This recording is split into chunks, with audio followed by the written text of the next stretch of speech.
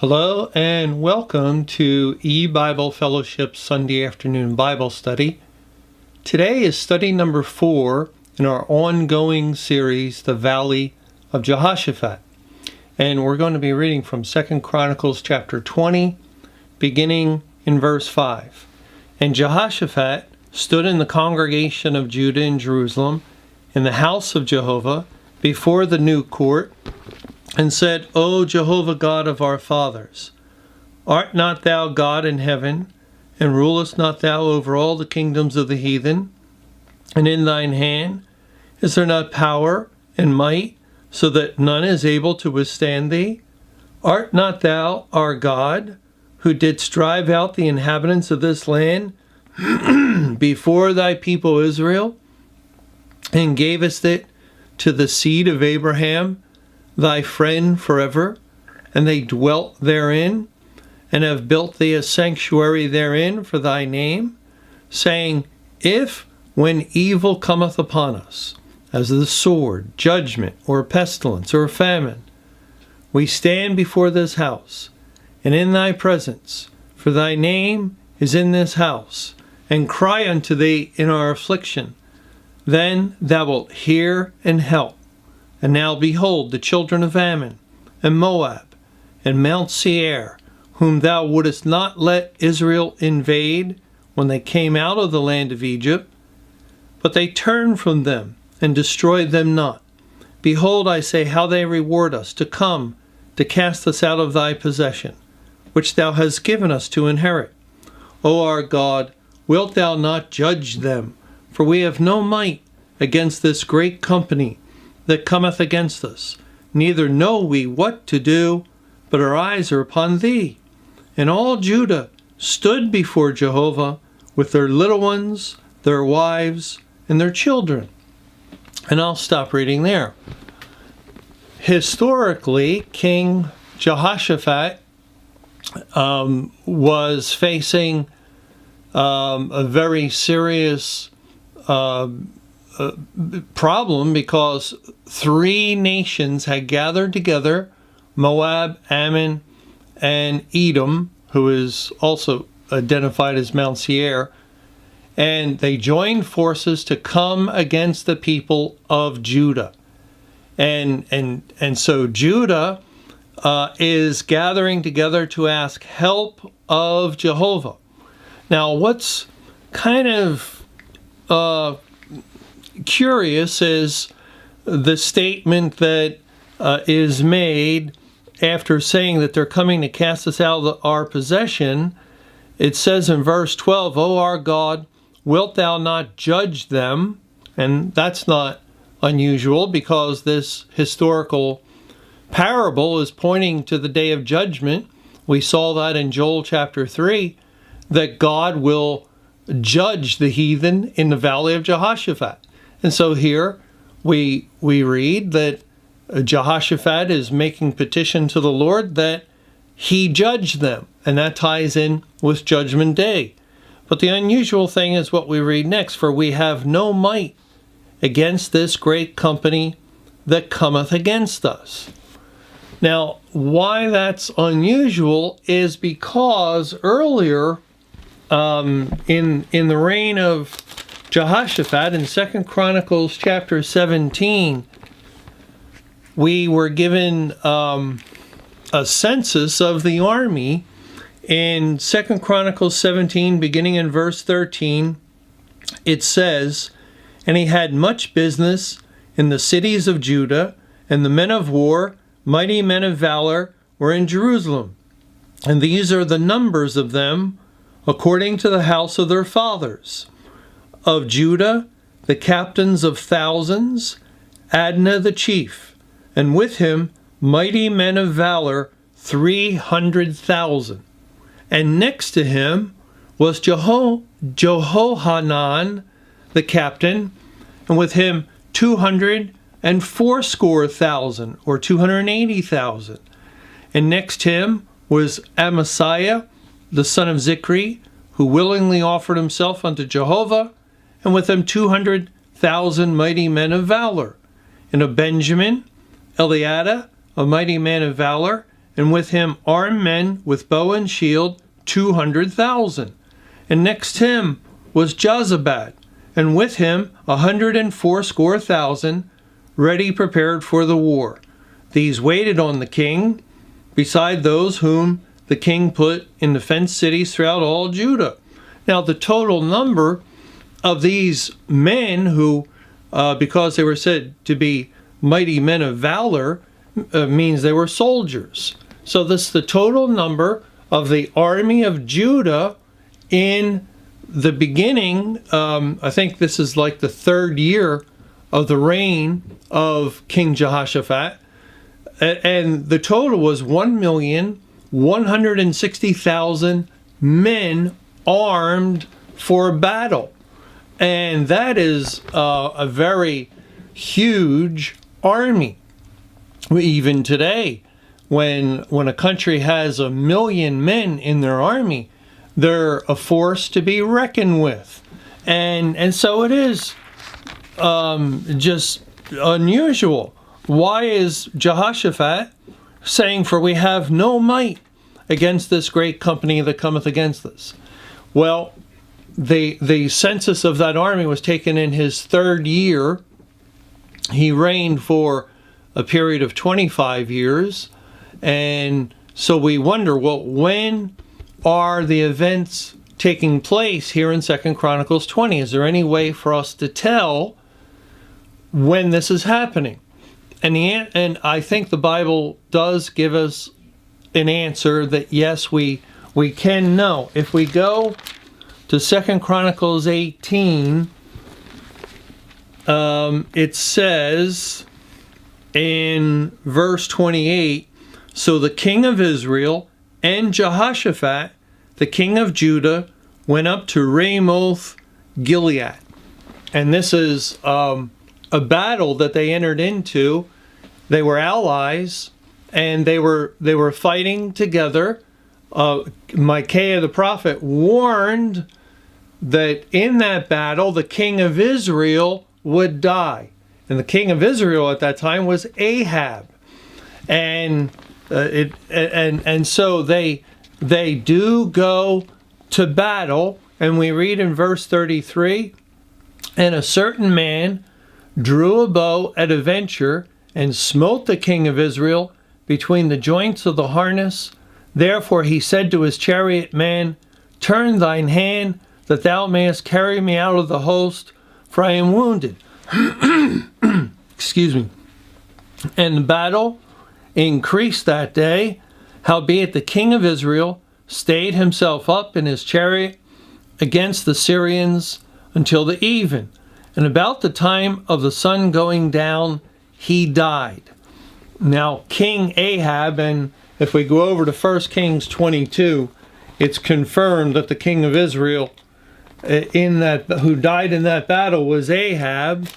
1 Kings 22 and verse 37. "So the king died and was brought to Samaria, and they buried the king in Samaria.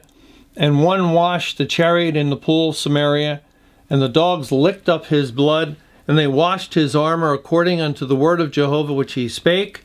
Now the rest of the acts of Ahab, and all that he did, and the ivory house which he had made, and all the cities that he built, are they not written in the book of the Chronicles of the kings of Israel? So Ahab slept with his fathers, and Ahaziah his son reigned in his stead." We know, and thanks to the wonderful book that the Lord opened up Mr. Camping's eyes to write, I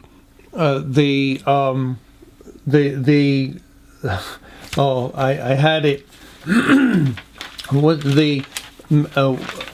Can't exactly think of the name of that book that Mr. Camping wrote, the Hebrew Kings, but it said something like the magnificent numbers of the Hebrew Kings or something like that. But I'm sure many of you are familiar with that book.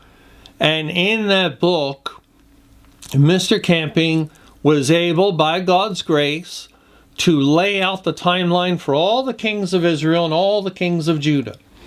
And he lays out that Ahab died in the year 853 BC, and Ahaziah, who reigned here, it says after Ahab died, had actually already been reigning in a co-regency with his father Ahab for a little while before.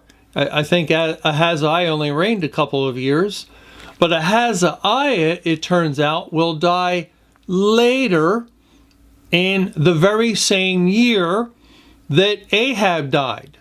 That is, when the chronology is worked out, Ahab dies in the year 853, and Ahaziah also dies in the year 853.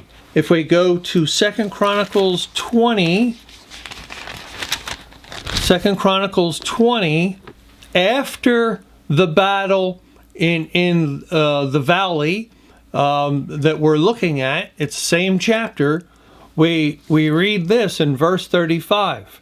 And after this did Jehoshaphat, king of Judah, join himself with Ahaziah, king of Israel, who did very wickedly. That's the same Ahaziah who reigned once his father Ahab died in the year 853 BC. And so after what took place with those enemy armies coming to fight against Judah, and then they end up fighting each other and killing each other, there was this historical event between Jehoshaphat and King Ahaziah. Well, you can see the significance. If Ahab died before the Valley of Jehoshaphat incident, and he did, we read that a couple chapters before, and if Ahaziah died after the Valley of Jehoshaphat incident, and both men died in the year 853 BC, and they did, then that means the historical occurrence we're reading regarding the Valley of Jehoshaphat also took place in that very eventful year of 853 BC. Now, 853 BC is it's a year we don't really think too much about, but we know that God uses time pass. And in a time pass, he goes from one year to another, and the number of years in between have spiritual significance. And God shows us how to do time pass, for instance, in the book of Daniel, when he says, yet 70 weeks. And so you have to find a starting point, and then you go the number of years, because the weeks are pointing to years, and it leads to the Messiah. So that's a biblical time path. Well, here the circumstance is a historical picture, a historical parable that is portraying Judgment Day. So we wonder, since we now know the date is 853 BC, is there anything off into the future that also identifies Judgment Day that may relate to this year? And we find that 853 leads to the year 2033 AD. 853 plus 2033 is 2886. And you can do the math. Now, this would be calendar years. Normally, going from Old Testament, New Testament, you minus one, and that's actual years. If you do not, it's calendar years, and calendar years are just as acceptable, as God uses them just as much as he does actual years. And 2,886 years breaks down to the number 2 times 3 times 13 times 37. And the number 2 represents those who are caretakers of the Word of God. And that's what we have in view with the Battle of Jehoshaphat. It's the people of Judah and their role in that battle, the caretakers of the Bible. Number 3, God's purpose. Number 13 points to the time of the end of the world. And number 37 is a number for judgment. It's a number for Judgment Day. And so that number leads us to the year 2033, and biblical evidence is mounting, and we could add this to that evidence that is being compiled, that this is supporting evidence. It doesn't, of course, stand by itself.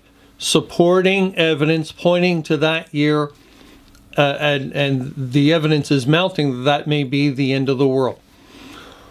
Well, okay, now we know that a huge army was coming against Judah, but the kingdom of Judah under King Jehoshaphat also had a huge army, and yet it said that we have no might. We have no might against this great company that cometh against us. And that's because the people of Judah are picturing God's elect in the day of judgment. And even though God's elect may number a great multitude, as they do, because God saved the great multitude out of great tribulation, and overall, it's very possible that God saved as many as 200 million people out of the whole of mankind. Yet, even though that's a huge host all by its own, when we look at the numbers of the enemy in the day of judgment, in the time of the end of the world, we find that there's billions of people that are unsaved.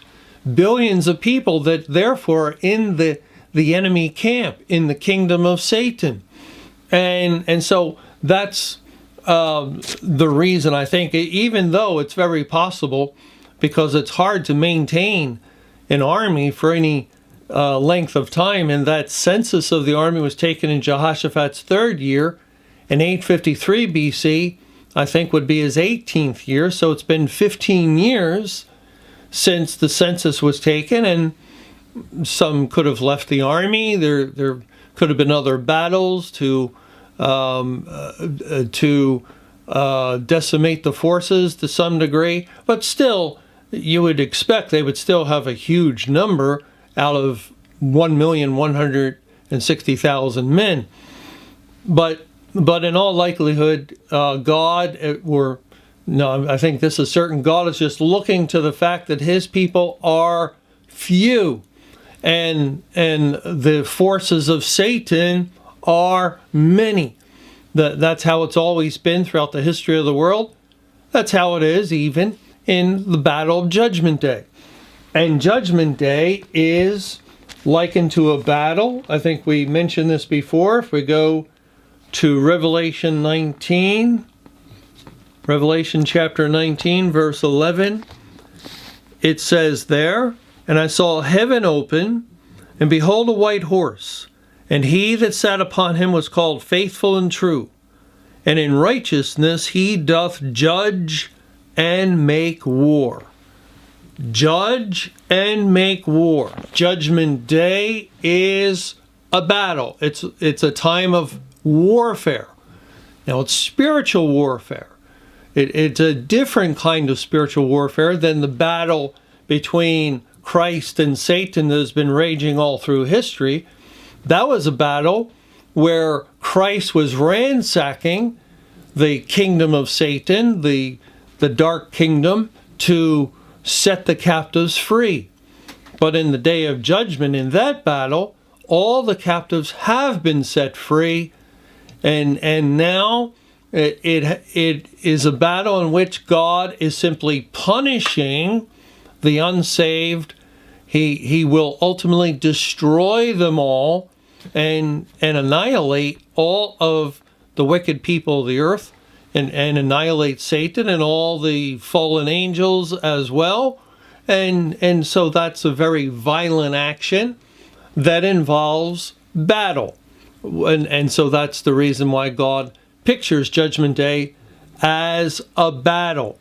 And yet we read, if we go back to 2 Chronicles 20, in verse 14, and a few verses after that, it says, "Then upon Jahaziel, the son of Zechariah, the son of Benaiah, the son of Jeiel, the son of Mattaniah, a Levite of the sons of Asaph, came the Spirit of Jehovah in the midst of the congregation. And he said, Hearken ye, all Judah, and ye inhabitants of Jerusalem, and thou, King Jehoshaphat. Thus saith Jehovah unto you, Be not afraid, nor dismayed, by reason of this great multitude, for the battle is not yours, but God's. Tomorrow go ye down against them. Behold, they come up by the cliff of Ziz, and ye shall find them at the end of the brook, before the wilderness of Jeruel. Ye shall not need to fight in this battle. Set yourselves, stand ye still, and see the salvation of Jehovah with you. O Judah and Jerusalem, fear not, nor be dismayed. Tomorrow go out against them, for Jehovah will be with you. And Jehoshaphat bowed his head with his face to the ground, and all Judah and the inhabitants of Jerusalem fell before Jehovah, worshiping Jehovah. And the Levites of the children of the Kohathites and of the children of the Korhites stood up to praise Jehovah, God of Israel, with a loud voice on high. God tells Jehoshaphat and all Judah through the prophet, that's how God has often worked. He speaks through his people, or he speaks through prophets. And the word of God was to them as they were fearing. And again, just look at the world today. Look at the numbers of people. Look at the incredible wickedness all around us. And imagine if they were marching against the people of God, if somehow all the people of God could be gathered to one location, and it would be a small portion out of the whole of mankind, and all the world was coming against us. See, that's a very frightful thing, and yet God says the battle is not yours but mine. And this is because we read in Romans 12, verse 19, Dearly beloved, avenge not yourselves, but rather give place unto wrath. For it is written, Vengeance is mine, I will repay, saith the Lord. You see, vengeance is God's. It's not ours. It belongs to Him, because He has been the one offended. It has been His law that has been transgressed. It has been His adulterous wife. And that's what mankind is, because all people have been married to the law of God. And remember that proverb that speaks of a jealous husband? It says in Proverbs chapter 6, in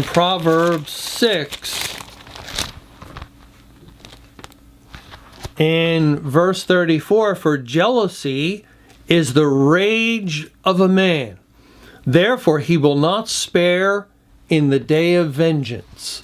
See, vengeance is God's. He's a jealous husband who now finally will obtain justice upon his adulterous wife, who is every human being that has entered into the world. Everyone has been married to the law of God. And what does the Bible tell us? All have sinned. All have fallen short of the glory of God. None is righteous, no, not one. All have committed adultery. And now the jealous husband, who is God, will pour out his rage. It is a time of his wrath. And so we are not married to all mankind. Mankind, when it violates the law of God, is violating God's law, not our law. And so the battle is his. It is his to pour out the wrath, and not we ourselves. And for that reason, God says the battle is not yours. And that's a very important point for us to understand. We are not pointing the finger of judgment at anyone. We dare not do that. The Bible prohibits that at all times, in all seasons. God's elect are not to point the finger of judgment at anyone at all. No, that's not our role. Well,